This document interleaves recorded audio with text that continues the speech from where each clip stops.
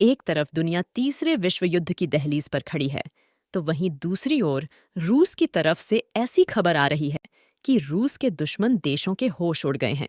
रूस Ukraine war और Ukraine को अमेरिका से मिल रहे हथियारों की नई खेप की खबरों के बीच रूस के रक्षा मंत्री ने एक बड़ा ऐलान करके अमेरिका, यूक्रेन और सहयोगियों की बेचैनी बढ़ा दी है। रूस ने दुनिया के सबसे खतरनाक एयर डिफेंस सिस्टम S-500 को अपनी सेना में शामिल करने की घोषणा कर दी है। लेकिन इसके विपरीत भारत के लिए ये खबर काफी अच्छी मानी जा रही है।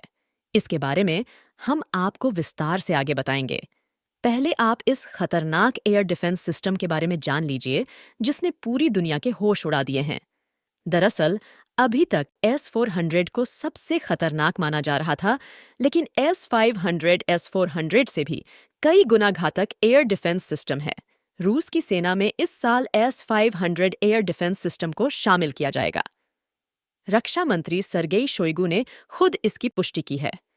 उन्होंने कहा, संयुक्त राज्य अमेरिका और उसके सहयोगियों द्वारा उत्पन्न खतरों के अनुपात में हम सशस्त्र बलों की संरचना में सुधार करना जारी रखेंगे और सबसे खतरनाक हथियारों और सैन्य उपकरणों का उत्पादन बढ़ाएंगे।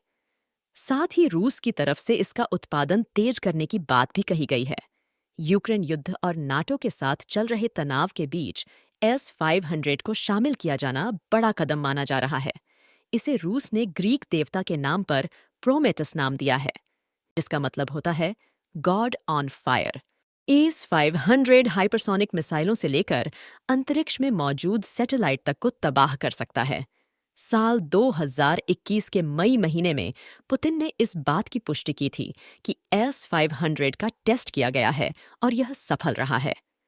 इस टेस्ट में रूसी सिस्टम ने हाइपरसोनिक मिसाइल को मार गिराने में अपनी काबिलियत का प्रदर्शन किया। S-500 ने R-29 RMU-2 सिनेवा अंतर महाद्वीपीय मिसाइल को मार गिराया था। इसके अलावा इस मिसाइल ने एक परमाणु सबमरीन से दागी गई क्रूज मिसाइल को भी मार गिराया था। S-500 में दो नए बदलाव किए गए।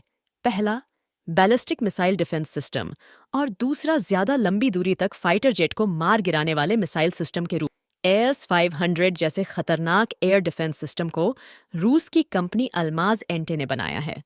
इस सिस्टम की रेंज 600 किलोमीटर तक है। यह सिस्टम 800 किलोमीटर की दूरी से ही लक्ष्यों की पहचान कर लेता है। S-500 सिस्टम एक साथ 10 सुपरसोनिक मिसाइलों को एक के बाद एक निशाना बनाने में सक्षम है। यह एयर डिफेंस सिस्टम हाइपरसोनिक या मैक 10 की स्पीड से उड़ रही मिसाइलों को भी मार गिराने में सक्षम है। S-500 की रेंज इतनी ज्यादा है कि वह दुश्मन की मिसाइलों, स्पेसक्राफ्ट और अंतरिक्ष में निचली कक्षा में चक्कर काट रहे हथियारों को भी तबाह कर सकता है। यह स्पेसक्राफ्ट तक को निशाना बना सकता है। यह अंतरिक्ष से आने वाले हथियारों को गिराने में सक्षम है और हवा में 180 से 200 किलोमीटर ऊपर मिसाइलों को उड़ा सकता है। आइए अब आपको बताते हैं कि ये खबर भारत के लिए क्यों अच्छी है। दरअसल S-500 के सफल परीक्षण के बाद ही रूस के तत्कालीन उप प्रधानमंत्री ने इससे जुड़ा एक बड़ा ऐलान किया था। रूस के पूर्व उप प्रधानमंत्री यूरी बोरिसोव ने कहा कि इसमें कोई संदेह नहीं है कि एक बार जब हम इस प्रणाली को अपने सैनिकों तक पहुंचा देंगे, तो इसे खरीदने वालों की सूची में भारत पहले स्थान पर होगा, अगर वह इन उन्नत हथियारों को खरीदने की इच्छा व्यक्त करता है। भारत चाहे तो वो भी इसे अपनी हथियारों में शामिल कर सकता है।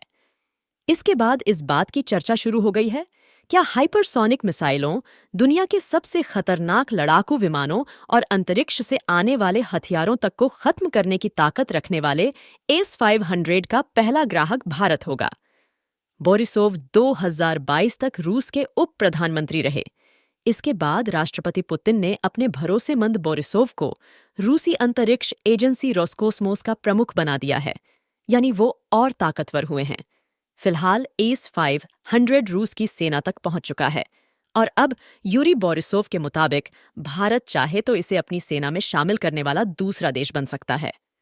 तो ये बात भारत को तय करनी है, वो S-500 को खरीदना चाहता है या फिर नहीं, लेकिन भारत ने अगर रूस से 5S-400 की डिलीवरी पूरी होने के बाद S-500 भी हासिल किया, तो चीन और पाकिस्तान जैसे देशों से किसी भी तरह के खतरे का अंदेशा लगभग खत्म हो जाएगा।